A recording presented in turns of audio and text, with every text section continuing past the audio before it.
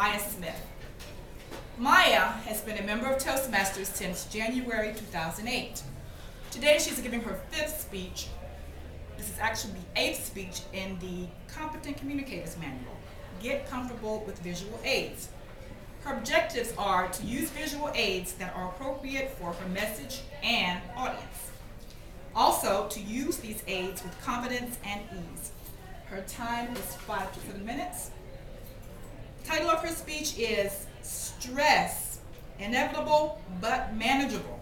Maya asks that we pretend to be employees coming to a basic stress management presentation at work. And Maya, I won't have to pretend because I'm stressed a lot. Please welcome Maya Smith.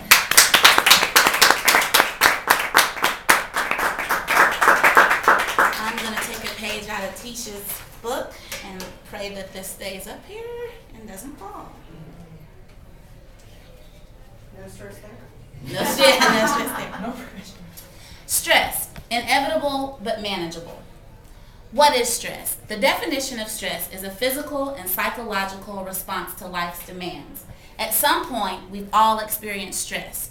Whether that stress is good, like getting hired, bad, like getting fired, we've all experienced stress on some level.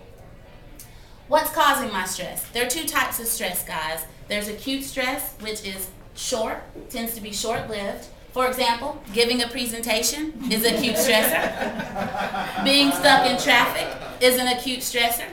The moment you're done with that presentation, the moment you're able to maneuver through traffic, the level of stress is gone. On to the next short-lived stress, right? Chronic stress tends to be ongoing over a long period of time. It typically affects those things that we can't easily get rid of in our lives, like jobs, finances, relationships, illnesses and disease. Is too much stress unhealthy for me?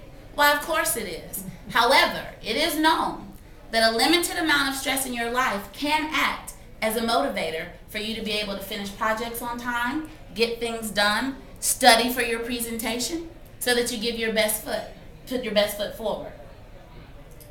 What are the signs of excessive stress? Well, here are the signs. Headache, back and neck pain, anxiety, anger, poor concentration, overeating.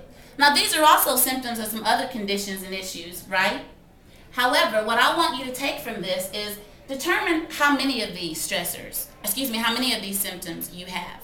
How often you have these symptoms. Is it related to a certain time of day, like 8 to 5? Is it related to only when you're at home? Is it related to when you're around certain individuals in your life? Take note of that, okay? I want you to take note of that. Now, here's what we can do with stress, guys. We've all got it. What can we do about it? The first thing is understand what's causing your stress. The second thing is to prevent it. The third is handle it.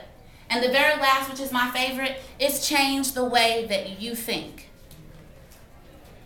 All right, so to assess our stress, we've got to first identify the triggers. Let's determine what it is that's causing us the stress. This is when you have to have what I call a come to Jesus meeting. You got to get one-on-one with you and that person in the mirror, and you've got to say, what is it that's causing me the stress? Now, to do this, you've got to be very specific. No general statements. So, no, my children are causing me stress. Specifically, you would say, my children being disobedient is causing me stress. Can't say my job is causing me stress. We've got to say the workload at my job is causing me stress. You've got to be specific. When we start being specific, we start to uncover some of the things that we mask and push down. And we start to realize there are a lot of things that are truly going on with us that are causing us a certain level of stress. Make a list. I want you to write it down. When you write it down, it becomes real. And you start to go, oh my gosh, I never thought this was causing me stress, but it is. Write it down. Then the last thing is to include everything. Work, personal, relationships, include it all. Make that list and include it all. Now, once you've done that, what can we do to prepare and prevent stressful situations? Well, first thing is adjust your attitude. Look at yourself. Your perception will become your reality. The way you perceive what's going on around you, whether that be work, at home, in relationships, whatever your perception is will ultimately become your reality, because that's how you're going to respond to the events that are going on. The next thing is improve your time management. If you don't know where to start with that, take a note of someone that you feel is really on top of things when it comes to time management. Take a note, study them, take a course, take a class, go through a session so that you can learn to improve your time management skills. Getting organized. If you start with chaos, typically you will end with chaos, okay? So you've got to get organized. Get your life, if it's life, or get your work in order. You've got to get it in order. And then finally, learn to say no. We say yes to way too many things that we're not going to be able to give 100% to. We'll say yes to something knowing we've only probably got 10% to really devote to it, but we don't want to say no. No doesn't mean forever. It means no, not right now. Okay? So learn to say no. All right, so here are the practical techniques. Set priorities. Wake up in the morning and say, what do I have to do today? Make a to-do list. Circle 3 things on that to-do list that must be done before you go to bed. Focus on those 3 things. Get those 3 things done. Take a break. Production workers and companies give their employees breaks. Why? Because they know that if they give them a 15-minute break, they will come back more motivated, more energetic, and able to be better with what they do. And they will improve productivity. Give yourself a break. Find a hobby. Find something that you enjoy doing. Not something your husband enjoys doing, not something that your children enjoy doing. If you can't think of one hobby that you enjoy, I encourage you this week, discover what it is that you enjoy doing and then put that into your everyday life. Now, this is my favorite slide. Change the way you think. Thought patterns make the crucial difference. Here's the formula that I want you to remember. A plus B equals C. A is the activating event. B is your belief about that event. And C is the consequence of your beliefs. I'm going to give you an example. I go down Old Spartanburg Road every day, and every day traffic is backed up.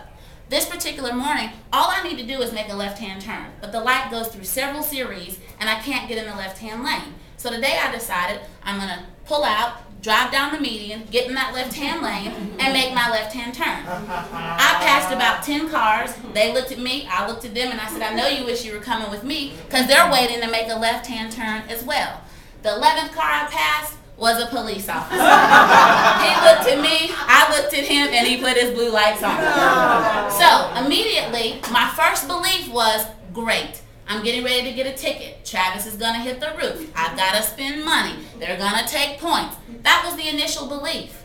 Now, I made the left-hand turn, pulled into the bank. The cop got out, came around. He said, ma'am, did you realize you made an illegal lane change? And I said, no, really? And he said, yes. He asked for my license and registration. He took it. While I was sitting there, I said, A plus B equals C.